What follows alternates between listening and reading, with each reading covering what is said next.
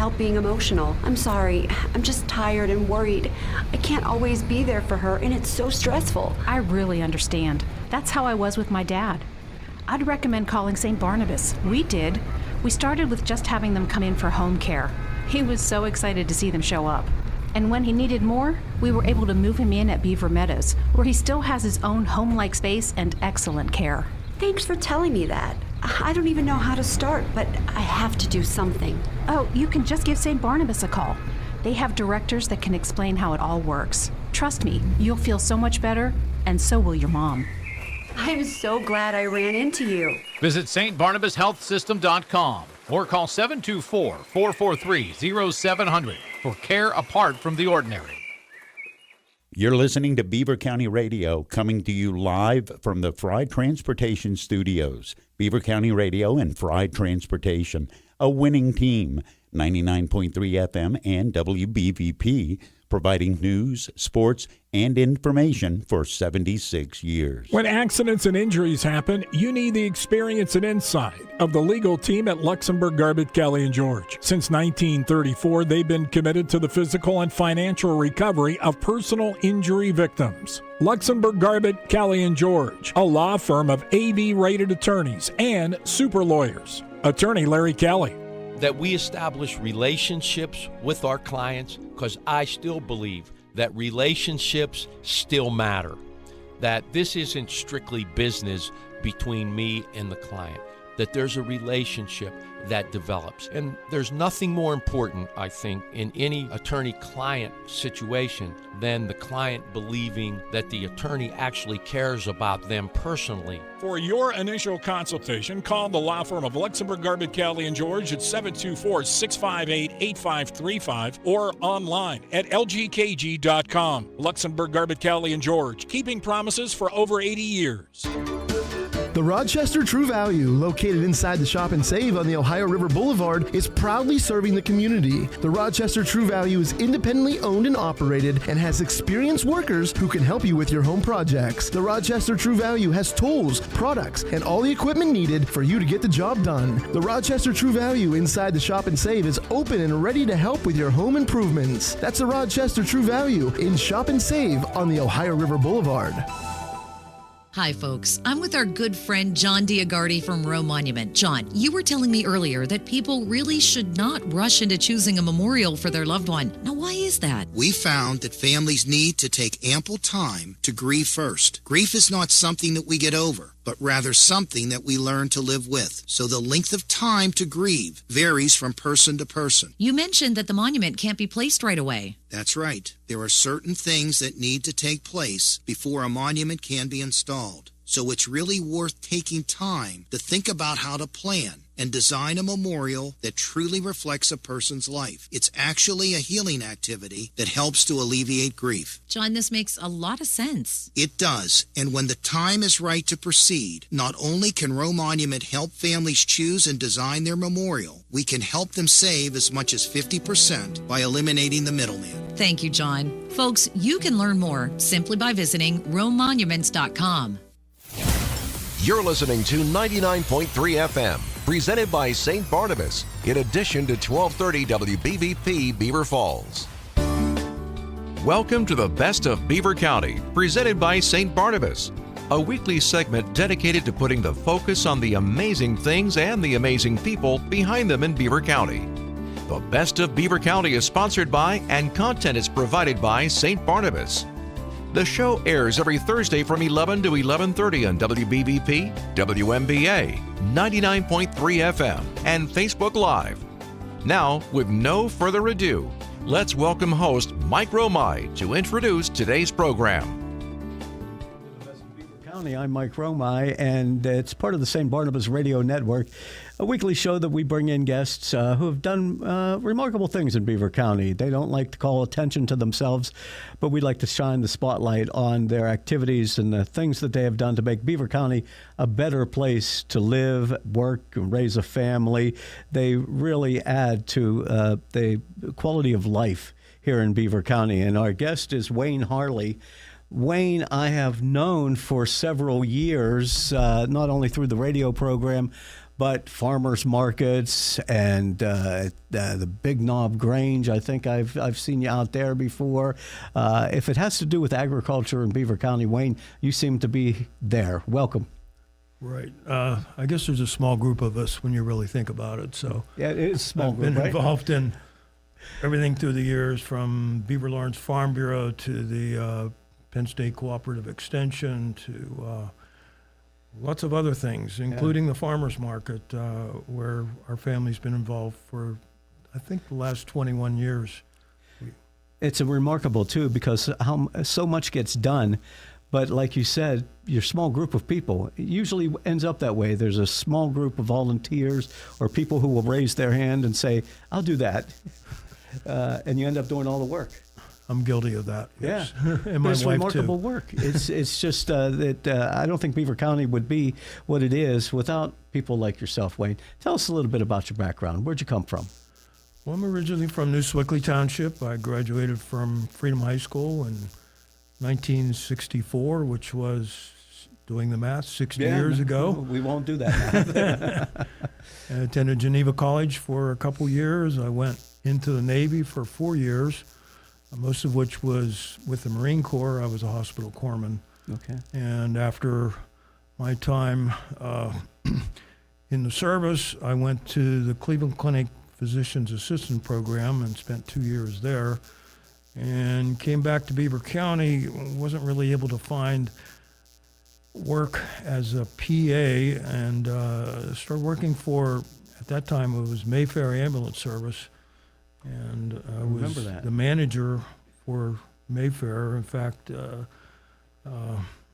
couple years there, and then I went to work for the county as the emergency medical services coordinator, and taught EMT classes, and we got the paramedic training going in the county, and then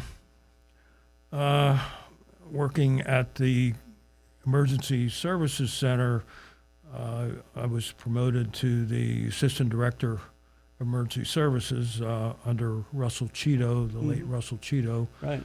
And then I actually retired from the county. Can you believe it? 22 years ago now. That's amazing. That's amazing. 1964, Freedom High School, huh? Right. I'm trying to think. I'm sitting here, and I knew the former mayor of Freedom, Don. I can't remember his last name. Right. Yeah. Yeah. But you probably grew up at about Donald the same Zahn. time. Yeah, Don Zahn. Z-A-H-N. Yeah. Did you know Don? I did. In Freedom? He was the. I'm not sure exactly, but I think he was the manager in charge of Valvoline Oil Company down in Freedom. Yeah.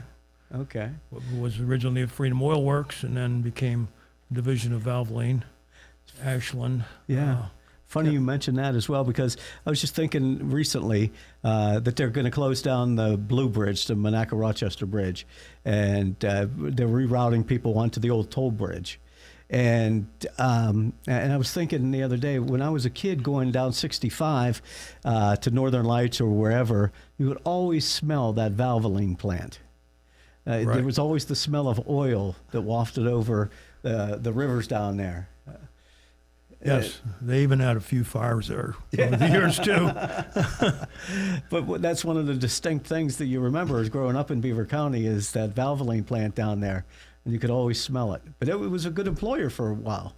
Right. Yeah, it was originally Freedom Oil Company, I guess, and if you have a collector tin of oil or grease that says Freedom Oil Works, it would be valuable, huh? That goes back quite a few years. Yeah, and I see some of the I don't know if you're active on social media, but I see some of the posts, and it's like Little Beaver Historical Society and those kind of places.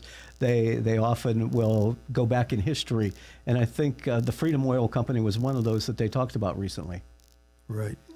Yeah, well, remarkable I lost history. my train of thought. No, that's okay. Remarkable history. And you graduated from high school in '64, and you went into the Marines. That's actually in the Navy. In the Navy? I was a hospital corpsman. Okay. And the Marine Corps does not have chaplains or medical doctors or nurses or medics or hospital corpsmen, as we were called. Okay. So they rely on the Navy. Right. In that respect. This was during the Vietnam years? Yes. I was not in Vietnam. I belong to Vietnam Veterans Chapter 862, but I'm not a Vietnam War veteran. It's a very large and proud group here. Right. Yeah. And anyway, going through all that over the years, you've been involved. I just looked up a little bit about you online, and you were you the leader of the Rural Road Safety here in Beaver County? Beaver Lawrence Farm Bureau, actually Pennsylvania Farm Bureau. Okay. Every year in the spring, we try to do some type of an event to highlight rural road safety, because that's when farmers get back out on the road to go to their fields and plow and plant. And so you see a lot of tractors out there on the rural roads. Right. Yeah. This year, Laurel FFA up in Lawrence County has what they call a farm toy show, and we had a focus at that event on April the 6th for rural road safety. And we're probably going to have some material down at the Maple Syrup Festival, because as far as I know right now, we're going to have the Vogels from up in Butler County with what they call a farm toy trailer.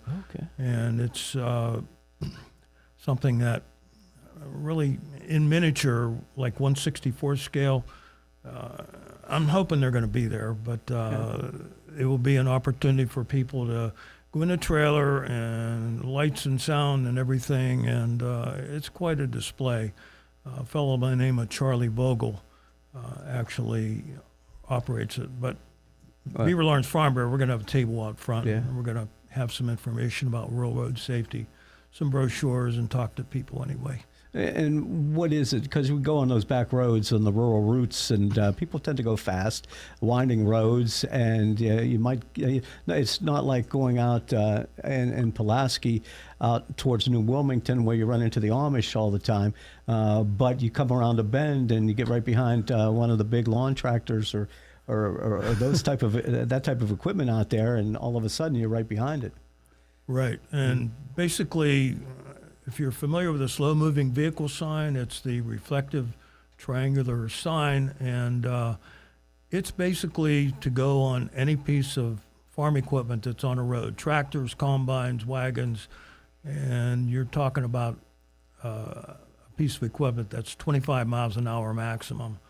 So if you're going 50 miles an hour and you suddenly come over the crest of a hill and there's a tractor there, they're going half the speed that you are. Right. So, are there certain rules, state laws that say you can't pass them? Or usually you find that if the farmers know you're behind them, they're going to move over a little bit to let you pass. Most of the time they will. If it's safe to do that, you have to be aware of the traffic ahead, and if the berm of the road is firm enough that you can pull over. Most farmers are trying to be good neighbors to the folks that live out in their area or just passing through. So.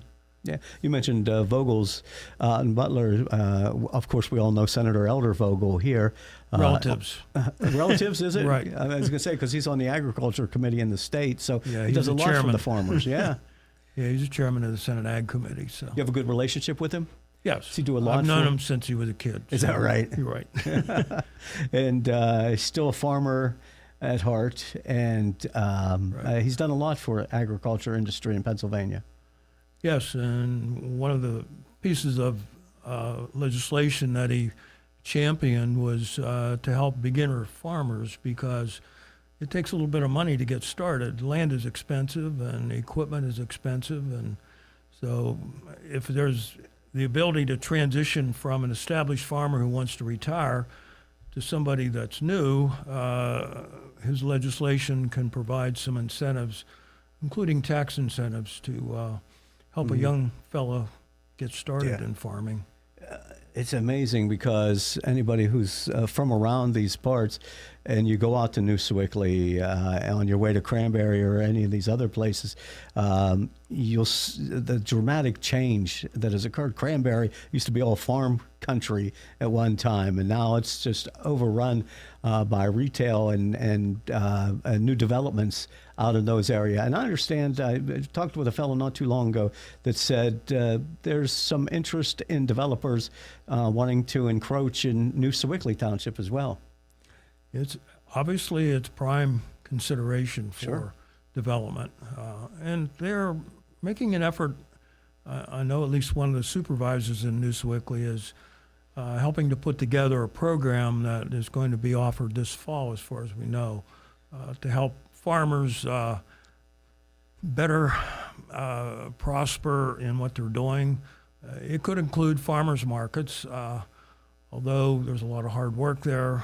It includes agritourism. That's a term that maybe most people aren't familiar with yet, but to basically open your farm up to have a weekend experience on the farm. And even in Cranberry Township, the supervisors out there actually bought a farm, and I'm not sure what their ultimate plan is, but one of the few farms that was left, so they're going to try to develop that for people that are in the township to have a farm experience. Did you grow up on a farm? Obviously did. And my wife as well. She did as well? Right. So what kind of farm did your folks have? Originally from New Sewickley. Our farm was 46 acres, and we milked cows and grew crops.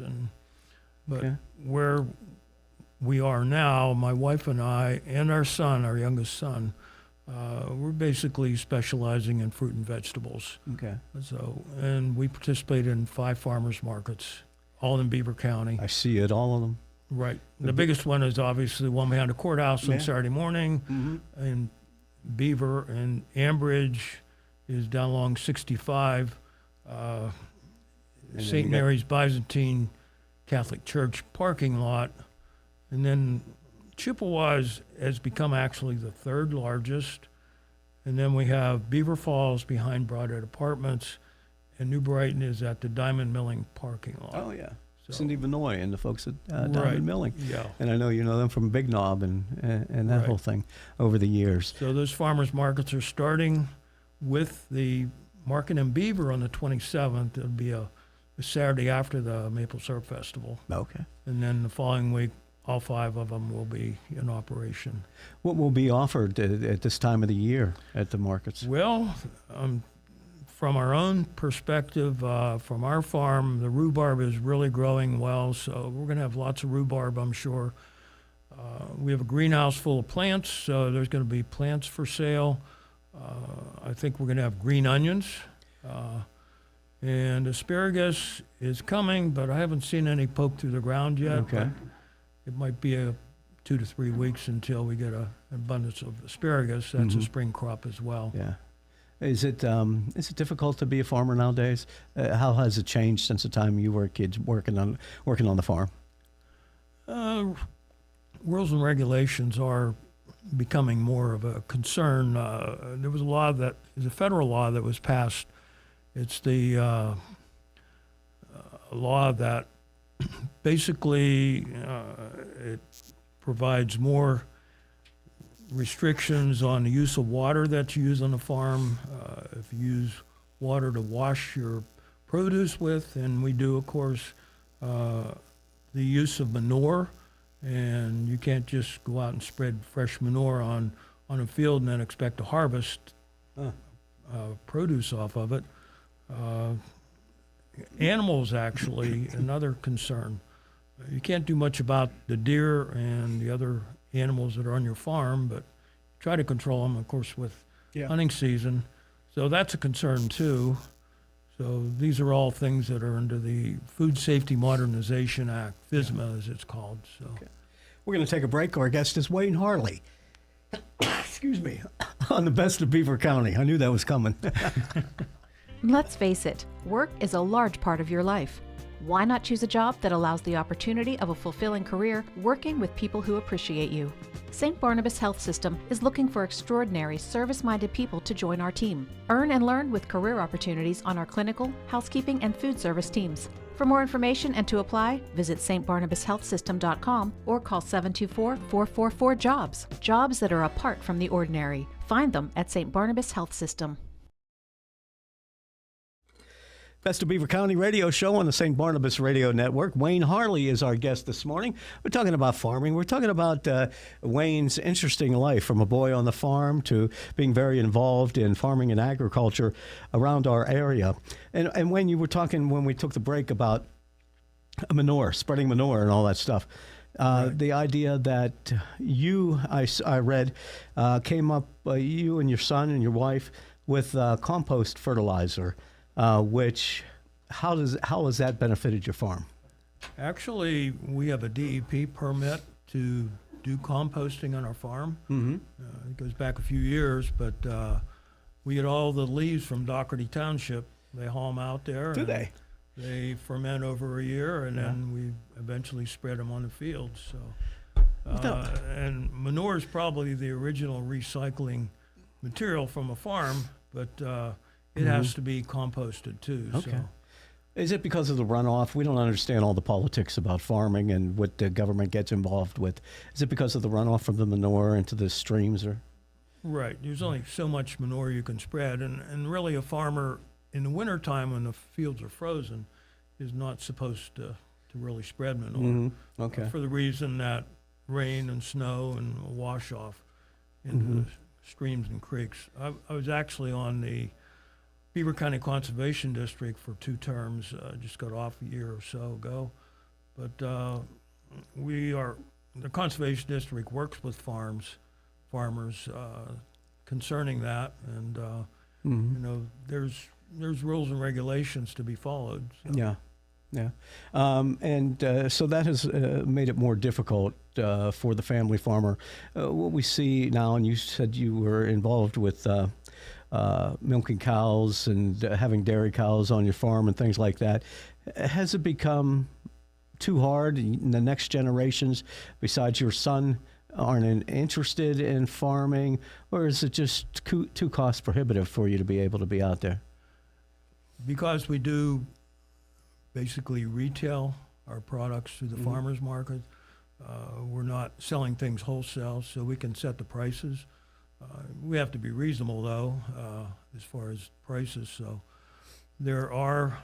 last year there was 34 members of the Beaver County Farmers Market Association. So, and we lost a couple, and we have a couple new ones. But, a lot of folks that are in the farmers market, it's a side job for them. Like Tim Haffey from Eden Country Gardens, he's probably the biggest farmer in our market. He's full-time, and some other folks do things like the McElhaney's have a beef farm down in Hookstown area, and the president of our organization this year, Trish Noss, she actually, they grow, or they have animals as well. They sell beef and pork and chicken and such. And we have vendors that sell cut flowers, and we have some folks that sell baked goods, and in the farmers market you set your own price. So okay, yeah. So, but then you've got to meet the demands of your customers. Do they come? Do you see them, the same people at different farmers markets, saying, "I came back because you have the best this, that, or the other thing"? We see a lot of folks, especially in Beaver, that come every week after week, and they'll find us and they'll buy things that we have for sale. We don't always have, like a supermarket has a selection year-round of whatever you might want, but in a farmer's market, it's seasonal produce. So if tomatoes are not ready until the middle of June, you can't find tomatoes until then. But they're worth the wait. Right. You don't. I always think they taste a lot better. They do. They do. I mean, you get them at this time of the year, and they come from Florida or someplace like that. Sometimes they're like a red rubber ball that you're biting into. Doesn't really have the taste of a good tomato. And sweet corn is another very popular product that we sell at farmers markets. Can I, as we travel around the back roads of Beaver County, can you stop off at farms? Like, for example, there will be a couple times a year I go to Columbiana. For the farms out there. And not only do they have stands and stores, but you can go out into the farms. Does Beaver County have anything like that? I'm thinking that in New Sewickley, there is a farmer's market down in Unionville, and that's actually, I'm trying to think of the name of the farmer's market, but that's the old bus garage. Okay. The old bus garage down there. That's a farmer's market. Sturgis out in Franklin Township has a farm market.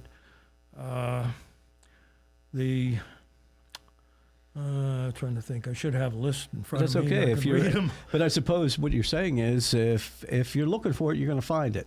Right. You just get on the back roads and travel Yeah, around. not quite as many farmers markets as you will find if you went out to Columbiana, Ohio. Okay. But there's a few of them around. Mm-hmm. The Floyds over in Potter Township, they're in our farmers market, and they do have a market on their farm too. It's actually on a back road, and it's not open all the time, but seasonally they will be open to sell products. And The farm community seems to be pretty close knit. I'm thinking of when Marburger's farm, was it Marburger Farm? The you're dairy talking Brunton Farm? Brunton with the, Farm, yeah. With the big fire that they the had? big fire. And then their neighbors helped them in terms of getting their cows milked and bottled and things like that. So it's a pretty tight-knit community. They are rebuilding, by the way. Are they? They'll be bigger and better than ever, I think. Is that right? Yeah. So that's a farm market where you can buy milk and ice cream on the farm. The Fishers out in Marion Township, they sell milk and ice cream on their farm too. I probably am remiss if I don't mention McConnell Farm down in Independence Township. I've been there, yeah. They're one of the oldest farms still like their operating in pies, Beaver yeah. County, right. Right. Calvin McConnell's in the farmer's market, and they have the farm market. It's a really neat setup in a barn down there. And you go across the line to Janoski's, and that's they farm in 3 counties: Beaver, Allegheny, and Washington County. Okay. But that's a pretty big operation. And then Hozak Farms out that way as well? Oh, yeah, for Christmas trees. Yeah. And they have a couple neighbors that also sell Christmas trees. And then Dambaugh Nursery out in Marion Township. Lake Forest Gardens big out there. operation, Lake Forest Gardens. So, yeah, think about it. They're around. Yeah. So, and they're thriving. They're doing well. yeah. A lot of the places. Yeah. Right. Do you find people, I don't know, as a farmer yourself, if people come around and say, hey, I'm interested in purchasing some land, are there people out there who are interested in buying farms for the purpose of farming? I'm sure there are. Yeah. Well, I know a couple of years ago when we were talking about fracking and those fracking companies were coming around and wanting to buy large tracts of land for that type of development. But in general, people who because you see a lot of farmland that people aren't growing on anymore. Yeah, one of the programs that, and actually Beaver County is one of the leaders for farmland preservation. A farmer can sell development rights on his farm so that it'll remain a farm forever. So that's a great program, and we've had quite a few farms in the county that enrolled in that program. The program is actually under the Beaver County Conservation District now. Young lady by the name of Sarah Barnett heads that program. Joe Petrella used to do that out of the courthouse, and he unfortunately passed away a few years ago. And so Sarah Barnett is the person that's in charge of the program. So, like I said, they'll give the farmer the development rights so that a farm will remain a farm forever. So it's not going to be some big cul-de-sac somewhere along the line that they're going to build $300,000 properties. Right. Yeah. Your son is active in farming. Is it something that he looks forward to doing? He got a business management degree from Robert Morris University, and he passed up the opportunity to work elsewhere, to come home and be on the farm. Yeah. So it's going to be in the family for years to come. I sound proud of that. Yeah, that's very good. Sorry, That's all right. sorry, I'm getting emotional, but Yeah, but that's I guess that gives you a sense of security and pride that you know that the farm is going to continue on. yeah, we have 4 sons. The oldest one became a physician, and he works out in Ohio at Akron General Hospital, which is now Cleveland Clinic South. The second son lives in Williamsburg, Virginia. He's full-time in missionary work. Our third son is a lawyer, and his wife is a lawyer too. They live in Cranberry Township. Okay. So, Mm-hmm. but our youngest son is with us on the farm, and that's what he wanted to do. Very nice. Very good. You know, my wife would say, "Oh my God, I feel bad for that poor woman. She had 4 sons." But you've raised them, and you're very proud of them, and it sounds like you've done a great job in the farming industry and what you do at the farmers markets and things like that. When do you have a day off? Sunday. Is that a day off for you? Sunday is for church. And Okay. we try not to do much of anything on Sunday, but Mm-hmm. because we do have a market on Monday, sometimes we have to do some things to get ready for the Beaver Falls market on Monday. Mm-hmm. And then Tuesday we have 2 markets. Chippewa and New Brighton are both on Tuesdays, and those are 3 p.m. to 6 p.m. markets, as is the one in Beaver Falls on Monday. And then we do 4 to 7 on Thursday in Ambridge, and then Saturday morning is 10 to 1 in Beaver behind the courthouse. Always on the road then. Yeah. When people would ask, they'd say, "Mike, ask him, when do those vouchers come out?" Yeah, last year there was a little bit of difficulty with the state, and we didn't see those vouchers until the middle of June. It may be early June this year, but that program is under the Pennsylvania Department of Agriculture, and locally they're distributed through the Circle of Friends under some kind of an arrangement with Okay. the Beaver County. Now I can't think of the name Yeah, of it. the senior program, isn't it? Where the Circle of Friends, they hold those dances and socials for the seniors, different places. Right. Yeah, it's- but well, they'll be available at the farmers markets, though. is what you're saying. They will try to do a distribution at all 5 of the markets again this year.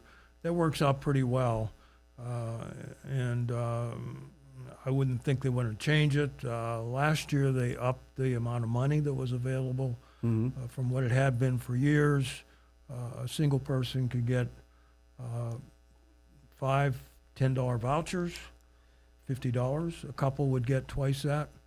So you have to be 60 years of age, and there is an income limit, but it's fairly low. Most seniors do qualify for it. It's a very popular program. It's a very popular program. Yeah. Area Agency on Aging, that's the name of that I couldn't think of. Oh, That's that's an okay. agency out of the Human Services building over in Beaver Falls. But Right. Wayne Harley, thank you so much. We'll see you at the farmers markets. Thanks for everything you do for Beaver County and how your family has grown and is also serving Beaver County. It's a remarkable thing. proud to do it. Thank you very much. Thank you. Wayne Harley, our guest on Beaver County Radio, and it's called The Best of Beaver County on the St. Barnabas Radio Network. Thank you for listening to The Best of